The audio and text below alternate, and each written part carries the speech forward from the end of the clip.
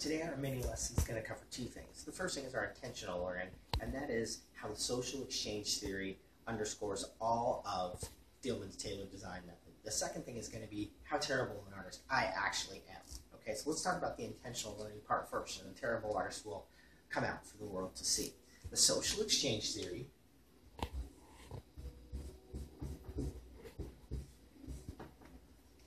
says that if I expect to receive a response, then the person I expect the response from has to have a greater perceived or expected benefit than they do the perceived cost. So if I want a response,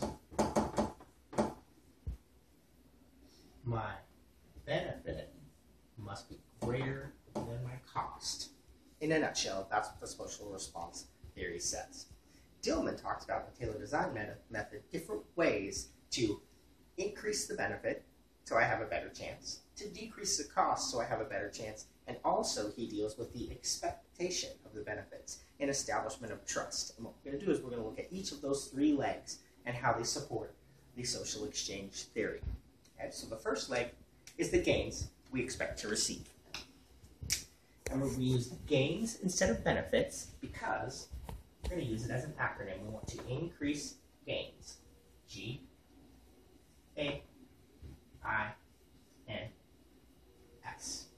Okay, so the first thing we need to do to increase the gains is give all the necessary information. Give the information. Tell people how this pertains to them, how the results of this survey will benefit them, and they'll be more likely to respond. The second thing is to ask them for help. Okay? People are much more likely to see it as a benefit if they're seen as a help rather than a person who is helpless and needing someone to come into the rescue. That gives them a greater perceived gain or benefit. The third thing is to identify and support those group or community values.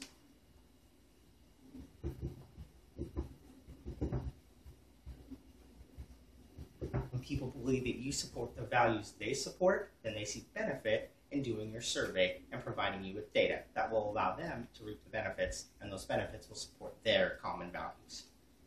Okay. We also need to make sure that we make our survey novel and interesting. This should be something that sets it apart from any other survey. So it must be novel and interesting. Okay, and finally, the last thing we need to do in order to increase the gains is to show positive regard for the people we're surveying.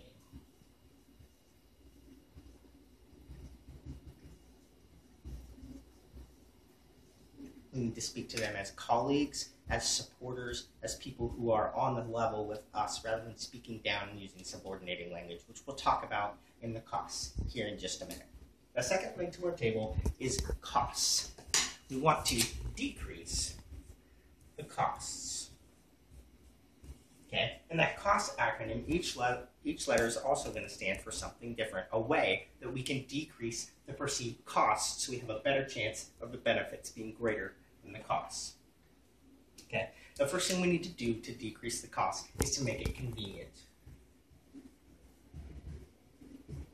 For example, in an internet survey, this means including the link in your email so people can just click on the link and go right to the survey, and also making sure that survey has identifying information on it so they know that they're at the right place. It also means if I'm sending out a mail survey, I need to include a self-addressed stamped envelope, so all they have to do is put the survey in the envelope and drop it in the mail. That makes it more convenient, increasing your response rate. The O stands for only what is necessary.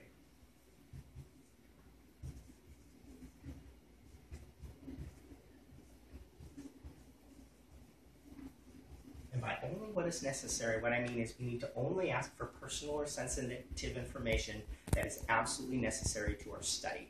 We don't want to ask for personal or sensitive information if we don't absolutely need it, because that raises red flags with people and can increase the cost. And we don't want to increase the cost, we want to decrease the cost.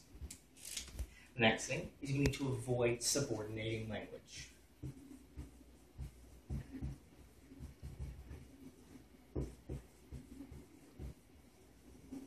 The it would make sense, if we want to show positive regard to increase the gains, it would make sense that we need to not show negative regard by subordinating language in order to keep those costs down. People don't want to be talked down to, and they don't want to give their time and energy to people that don't see them as people to be respected.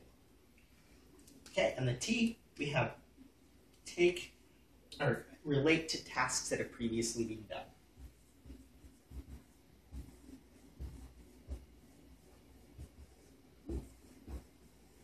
If you can relate this survey to a task they've already done, they know they can do it. And so there's very little risk involved, and that decreases the cost. It allows them to know that they're capable of doing this survey, and they're able to answer the questions in a quick and efficient fashion. Finally, and probably most important, my survey needs to be short and easy.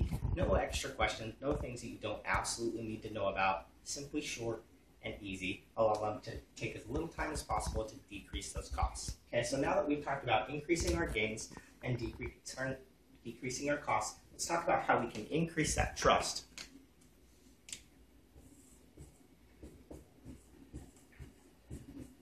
In order to get as many responses as possible. Okay, the first way we can increase that trust is very common sense. Give a token incentive of some kind. It doesn't have to be large, simply a $1 or a $2 token incentive that says, you know what, we know that you're going to do this survey. Thank you for doing that. We'll buy you a cup of coffee. It just allows people to say, hey, I appreciate that, and to expect, it allows you to expect them to reciprocate in that social exchange. The next thing is to make sure people believe that your survey is really important.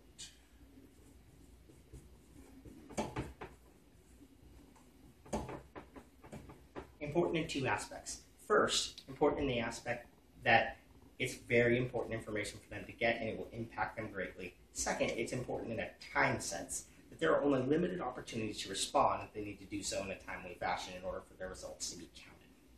Okay, the next part is you, and that stands for use, don't abuse your survey privileges.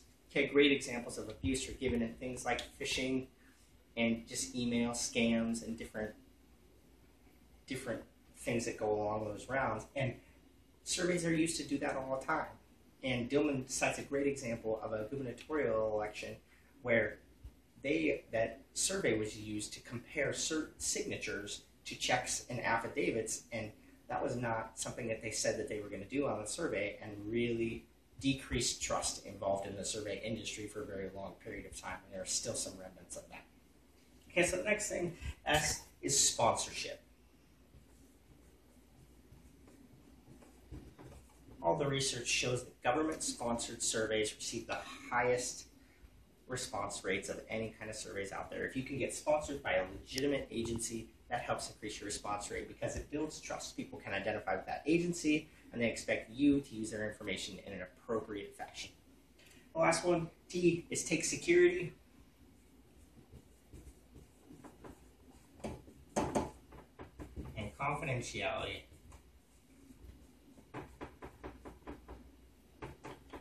Seriously. If people know, based on your IRB notices on your information, that you're going to take the confidentiality and security of their information very seriously, they're going to be more likely to respond and provide you with the information you need.